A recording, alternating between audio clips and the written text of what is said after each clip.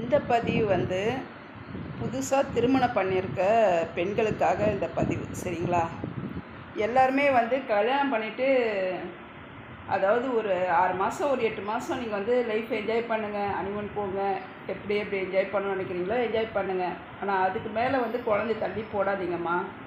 குழந்தை வந்து நம்ம கேட்ட உடனே நினச்சா பெற்றுக்கிறதுக்கு வந்து அது கடையில் வாங்குகிற பொருள் கிடையாது, வாங்கிட்டு வந்து வீட்டில் வைக்கிறதுக்கு. சரிங்களா? மேலே இருக்கிறவன் பார்த்து கொடுக்கறது. அதனால் தயவுசெய்து அப்படி சப்போஸ் அந்த ஒரு வருஷத்துக்குள்ளே உங்களுக்கு குழந்தை நின்றுட்டா கூட அபார்ஷன்லாம் பண்ணாதீங்க. சரிங்களா? அதை பெற்றெடுங்க, அதுவும் நம்மளுக்கு ஒரு சந்தோஷம்தான்.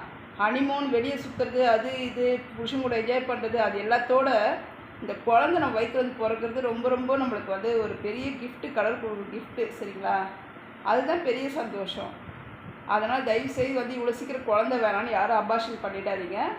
ஒரு வாட்டி அபார்ஷன் பண்ணிட்டீங்கன்னா திருப்பி குழந்தை நிற்கிறது ரொம்ப கஷ்டம். சரிங்களா? கடவுள் வந்து ஒரு வாய்ப்பு கொடுத்து பார்ப்பார். திருப்பி நீ அதை வந்து உதாசனம் பண்ணி காலில் எட்டி விட்டினா அந்த வாய்ப்பு திருப்பி கிடைக்கிறது ரொம்ப ரொம்ப கஷ்டம்.